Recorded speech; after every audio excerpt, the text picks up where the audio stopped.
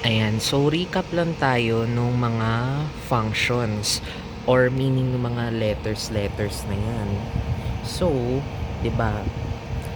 Ang ibig sabihin nito nung B is blue. Yan yung color value ng blue. Tapos pag click mo na naman yung menu, yan, kiklik mo yan para makapag next ka nung kailangan mong baguhin. Sabihin natin baguhin may ibang values. So, yung F, hindi na yan ginagalaw kasi ang meaning ng F for recap is flicker. So magbi-blink-blink yan. Hindi man natin gusto yan, di ba? So next, CC meaning change color. So napapansin nyo, di ba nag-change color na siya. So mawawala naman yan pag nag-next tayo ulit.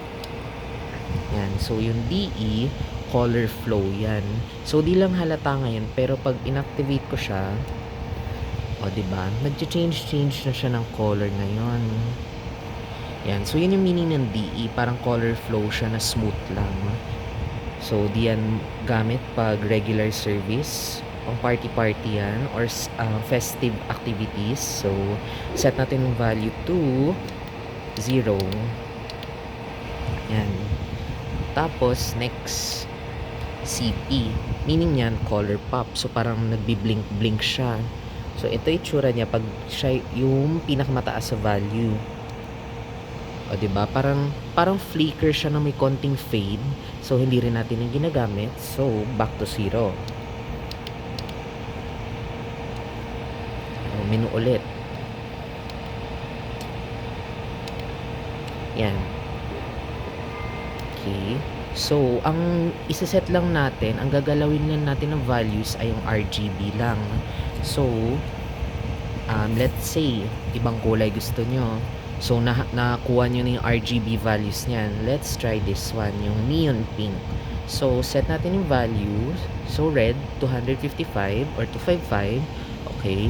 So, next naman na value, click mo yung menu. Yan. So, anong value ng green natin for neon pink? So, 51 lang. Okay, baba mo lang.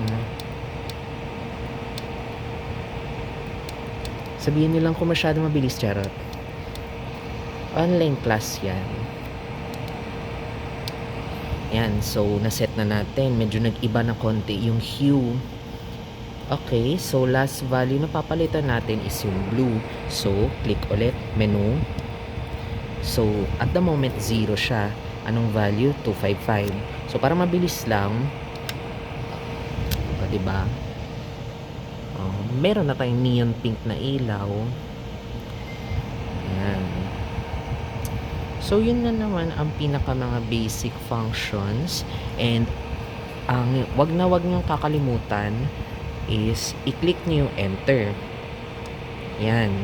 So, dapat diba clinic nyo, dapat ganyan yung itsura. So, ano nga ba reason ba't clinic ko yung enter? So, yung katumbas kasi nung enter is parang sinisave na yung preset. So, pag binunot mo yung floor lights, pagkasaksak mo ulit the next time na gagamitin, nakasave na yung preset. Di ka na mano-mano magsaset ulit. So, let's try and let's see if na-save nga. So, moment of truth. Yan, di ba nabunot? O, saksak ko ulit O, diba? Good news. Na-save yung preset na neon pink.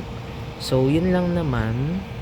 And, sabihin natin, isa-set natin siya sa standard na church color natin for floor lights, which is si Bamber. So, ganun pa din naman yung concept. Palitan na natin yung RGB values niya. Okay, so, since sa blue naman na tayo, yun na lang unahin natin. So, 0, diba? Tapos, menu ulit para mahanap mo yung ibang setting.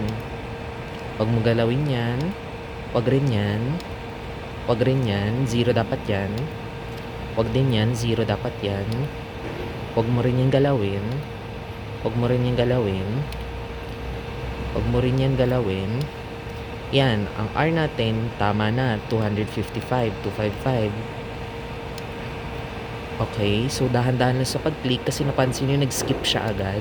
So, balik tayo para ma-set natin yung green na value. Yan, so ang green natin is 90. Yan, up. Yan, long press lang. 90. So, let's see. Yan. Yan na ang ating bumper floor lights. Yan. So, of course, wag na wag niyong kakalimutan, click si enter. So, click once, then try natin, bunutin natin siya ulit. Then, saksak. Moment of truth kung na-save natin ang preset.